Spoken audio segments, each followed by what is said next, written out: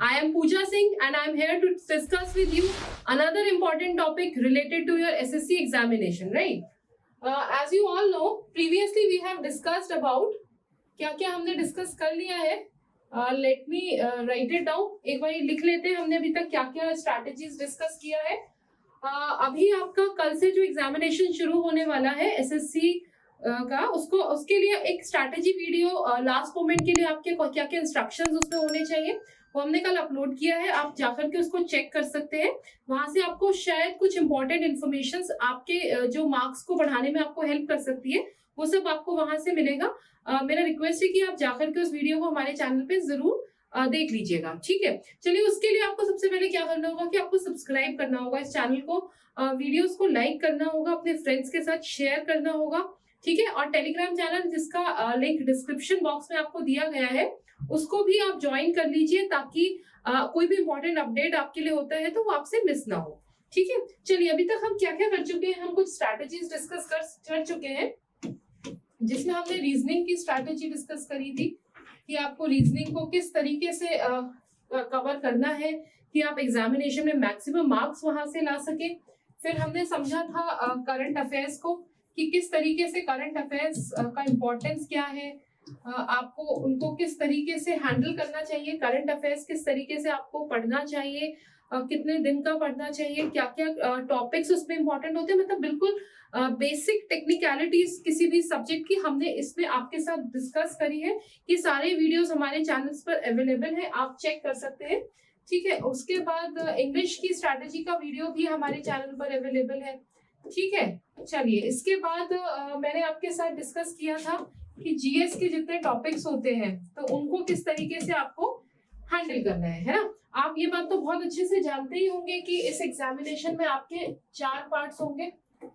एक रीजनिंग का पार्ट होगा, ठीक है, लॉजिकल रीजनिंग और वर्बल नॉन वर्बल, मैथमेटिक्स होगा, इंग्लिश होगा और एक लास्ट पोर्शन जो है वो है आपका जीएस जिसमें करंट अफेयर्स भी आते हैं. ठीक है, तो हम ये सारे पोर्शंस कवर कर चुके हैं. Reasoning, current affairs, English, GS के टॉपिक्स. हमारे क्लास टॉपिक बचता है क्वांट यानी मैथमेटिक्स का सिलेबस क्या है, उसको किस तरीके से हैंडल करना है, किस तरीके से आपकी प्रिपरेशन स्ट्रैटेजी होनी चाहिए. ये आपके ज्यादा काम आने वाला है अगर आप सीपीओ या फिर किसी भी और ऐसे एग्जामिनेशन में अपीयर होने वाले हैं जहां मैथमेटिक्स से रिलेटेड क्वेश्चंस आपसे पूछे जाते हैं, क्योंकि सिलेबस मोर और लेस सेम ही रहता है. एक अगर आप प्रॉपर स्ट्रैटेजी बना करके किसी भी एग्जामिनेशन के लिए प्रिपेयर करते हैं तो वो बहुत अच्छा रहता है. आप उसमें बहुत अच्छे से सिलेबस की होलिस्टिक कवरेज कर पाते हैं, आप प्रैक्टिस कर पाते हैं और आप समझ पाते हैं कि आपको किस तरीके से उस पेपर को अप्रोच करना है ताकि और कंटेस्टेंट्स या और जो आपके साथ स्टूडेंट्स जो अपीयर करेंगे उस एग्जामिनेशन में आप उनसे थोड़ा सा ऊपर आप रहे और आप इस एग्जामिनेशन को इजिली क्लियर कर पाए. तो ये हमारा स्ट्रैटेजी होता है. Hope I am clear when I tell you about all this thing. ठीक है, चलिए सबसे पहले तो जान लेते हैं कि कौन कौन सी पोस्ट इसमें इंक्लूडेड होती है. मैं कलर चेंज कर लेती हूँ. ठीक है, तो कौन कौन सी पोस्ट एसएससी सीएचएसएल का एग्जाम में जो कल से शुरू हो रहा है उसमें कौन कौन सी पोस्ट रहेंगी. लोअर डिविजनल क्लर्क है, जूनियर सेक्रेटरीट है, असिस्टेंट है, पोस्टल असिस्टेंट है, सॉर्टिंग असिस्टेंट है और डेटा एंट्री ऑपरेटर्स है. ठीक है, ये तो पोस्ट हो गई जो भी कल से एग्जामिनेशन सीएचएसएल का शुरू होने वाला है कि किस किस पोस्ट के लिए आप जा रहे हैं. अगर आपने भी मिस कर दिया है, इस बारी का एग्जामिनेशन आपने दिए नहीं रहे हैं या आपका प्रिपरेशन अच्छा नहीं है या आप अपीयर ही नेक्स्ट ईयर कर पाएंगे तो भी ये सेशंस आपके लिए बहुत इंपॉर्टेंट है. बिल्कुल मिस मत करिएगा. बहुत सारा जगह का इंफॉर्मेशन एक जगह आपके लिए लाया गया है ताकि आपको इधर उधर भटकने की जरूरत ना हो और एक हाफ एन आवर का वीडियो आपको पूरा इंफॉर्मेशन उस टॉपिक, उस सब्जेक्ट, उस पोर्शन से रिलेटेड आपको दे देगा. ठीक है, चलिए चलते हैं नेक्स्ट टॉपिक पर. बात कर लेते हैं सबसे पहले सिलेबस की. देखिए जब भी हम स्ट्रैटेजी की बात करेंगे, स्ट्रैटेजी आप कैसे बनाएंगे, आपको सबसे पहले कुछ आपको उसका सिलेबस तो पता होना चाहिए ना. एक बिल्डिंग बनाने के लिए सबसे पहले आपके पास रॉ मटेरियल का आइडिया आपको होना चाहिए कि क्या क्या रॉ मटेरियल लगेगा इस बिल्डिंग को कंस्ट्रक्ट कराने में, है ना. तो इसी तरीके से अगर एग्जामिनेशन को क्लियर करना है तो सबसे पहले बेसिक उसका रॉ मटेरियल क्या है, ये सिलेबस. सिलेबस जो होता है वो किसी भी एग्जामिनेशन की सक्सेस की जो बिल्डिंग आप बनाने वाले हैं उसका रॉ मटेरियल होता है ना.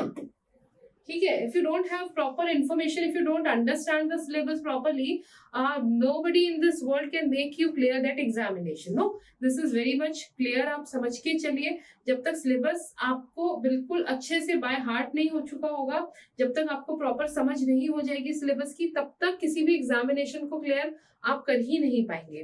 तो चलिए समझ लेते हैं यहाँ पर क्वांट के सिलेबस को। ठीक है, इस सिलेबस को समझ लेते हैं, इसकी स्ट्रैटेजी को उसके बाद समझेंगे। सिंप्लीफिकेशन के प्रोसेस, इंटरेस्ट, इसमें सिंपल इंटरेस्ट, कंपाउंड इंटरेस्ट दोनों ही आ जाएंगे, average, percentage, ratio and proportion, problems on ages. Ages का जो प्रॉब्लम्स होते हैं कई बार रीजनिंग में भी पूछा जाता है, आपको अच्छे से पता होगा। Speed, distance and time, very important topic, questions बहुत अच्छे से आते हैं। मेंस्ट्रुएशन, इसके भी क्वेश्चंस बहुत आते हैं। डेटा इंटरप्रिटेशन, अगेन ये भी ओवरलैपिंग है आपका रीजनिंग के सिलेबस के साथ। टाइम एंड वर्क, अगेन यहाँ से बहुत क्वेश्चंस आते हैं, है ना, कि एक इंसान एक काम को 3 लोग मिलकर के 3 दिन में कर रहे हैं, अगर 4 लोग डाल दिए जाते हैं तो कितने दिन में उसको कर पाएंगे। बहुत इजी होते हैं, बहुत बेसिक ट्रिक्स पर ये क्वेश्चंस काम करते हैं। Then comes algebra, trigonometry, geometry and number system. Number system भी बहुत अच्छा टॉपिक है। तो ये जितने भी टॉपिक्स हमने इसमें देखे 1 2 3 4 5 6 7 8 9 10 11 12 13 14, हमने टोटल यहाँ पर 14 टॉपिक्स को देखा है ना। ये 14 टॉपिक्स आपको पता होने चाहिए। इसी के अराउंड ही आपका सारा प्रेपरेशन का स्ट्रैटेजी, ठीक है, वो सब इसी के अराउंड घूमेगा। तो प्लीज पहला स्टेप होता है किसी भी प्रेपरेशन में सिलेबस को समझना और समझ के उसको अपने अंदर अच्छे से बिठा लेना, है ना, ताकि आप जब प्रिपेयर कर रहे हैं तो आपको आइडिया रहेगा। ठीक है, तो चलिए, आई होप आपको ये सब समझ आया होगा। स्क्रीनशॉट भी आप ले सकते हैं। चलिए अब कुछ बात कर लेते हैं कि सिलेबस तो पता हो गया, ठीक है, रॉ मटेरियल हमने इकट्ठा कर लिया, अभी बिल्डिंग को स्टार्ट करना है, कैसे उसका फाउंडेशन स्ट्रॉन्ग करेंगे, सबसे पहला टॉपिक आता है। तो सबसे पहली चीज तो अंडरस्टैंड द सिलेबस। ये अंडरस्टैंड करना सिलेबस यानी किसी भी बिल्डिंग की फाउंडेशन को बनाना है ना। तो किसी भी बिल्डिंग की फाउंडेशन आप जानते हैं, जब नींव अच्छी होती है तो बिल्डिंग बहुत मजबूत बनती है। No, you all know about this. So for a stronger building, you need to have a very strong and firm foundation. So here the foundation is understanding syllabus. Syllabus की understanding ही आपकी foundation है। ठीक है, चलिए, syllabus मैंने आपको बता दिया है, समझा दिया है, उसको अभी आपको अच्छे से याद कर लेना है। ठीक है, चलिए, अब उसके बाद सेकेंड चीज आती है स्टडी प्लान। फाउंडेशन तो बन गई, अभी क्या करना है, हमें दीवारें खड़ी करनी है पहले।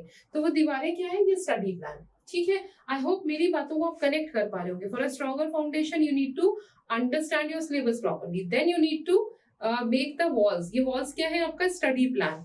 आपके पास एक स्टडी प्लान होना चाहिए कि ये जितने 14 टॉपिक्स हमने पढ़े हैं इसमें किस तरीके से हमें टाइम का डिवीजन करना है, किस टॉपिक्स पर हमें ज्यादा टाइम देना है, किस टॉपिक को हमें कम टाइम देना है, वो आपका है आपका स्टडी प्लान में। और अगर आपको लगता है कि सारे ही टॉपिक्स आपके अच्छे से आते हैं या सारे ही नहीं आते, तो फिर आप इक्वल टाइम दीजिए ताकि बैलेंस कवरेज हो। लेकिन मेरा जो अपना मानना है वो मैं ये मानती हूँ कि सबसे पहले आप प्रीवियस ईयर क्वेश्चंस देखिए। ठीक है, ये मंत्र है for success in any examination, be it UPSC, be it any state PSCs, be it SSC, be it banking, finance, I mean whatever exam you are going to appear, you need to understand holistically about the previous year questions कि पुराने सालों में क्या पूछा है examiner ने।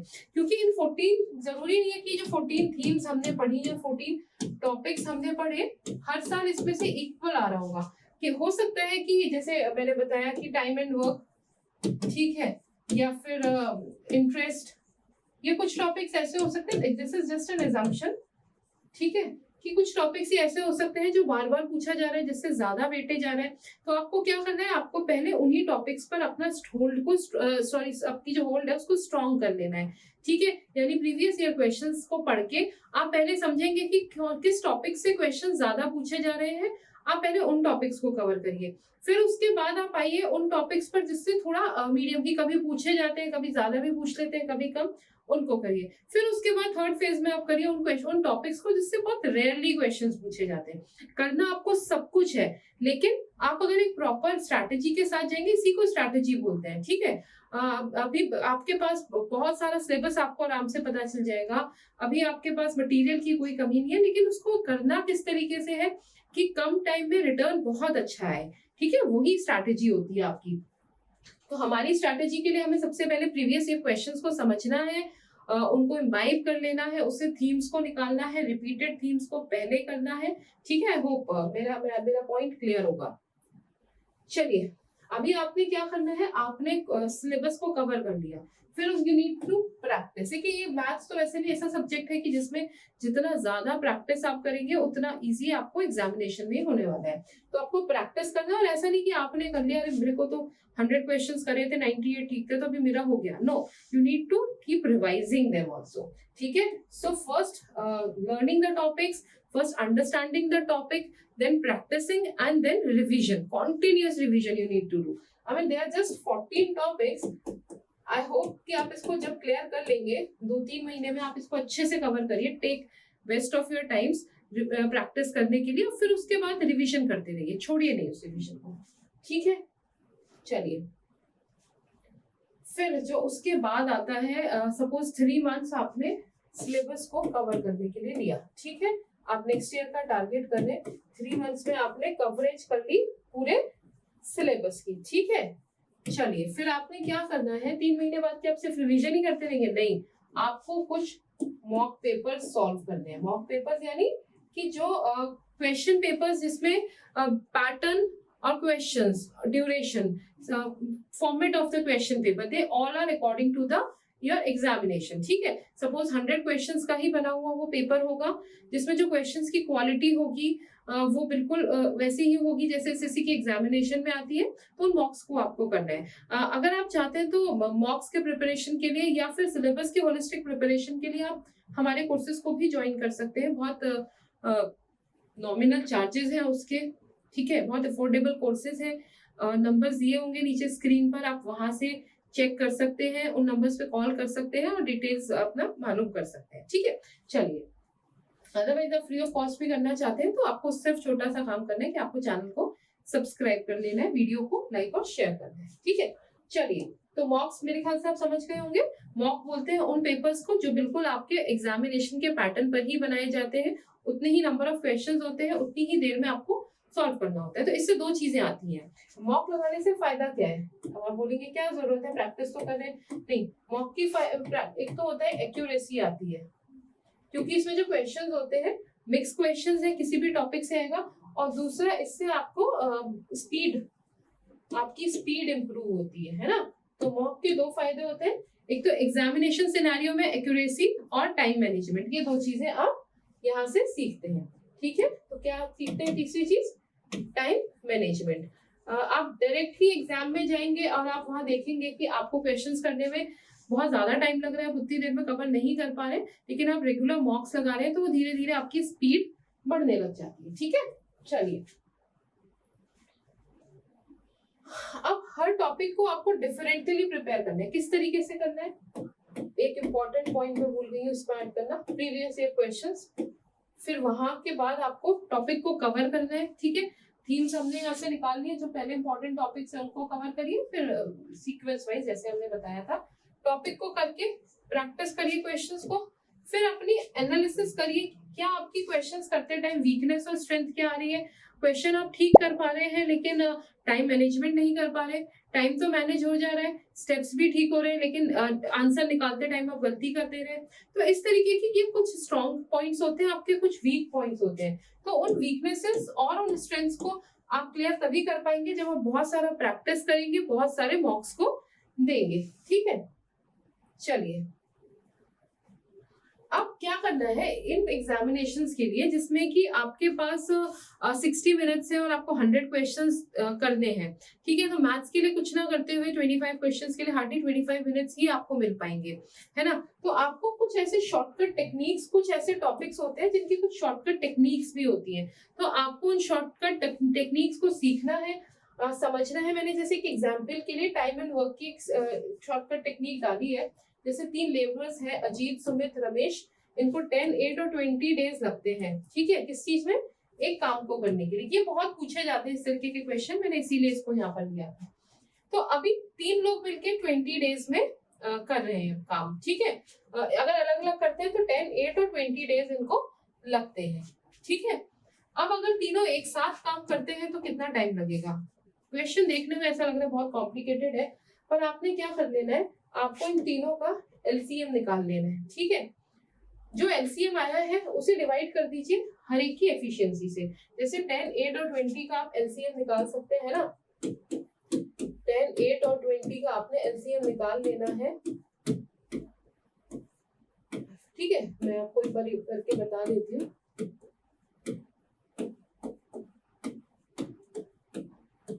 इस तरीके से आप कर सकते हैं, है ना। तो ये 2 into 2 into 5 एलसीएम आ गया आपका,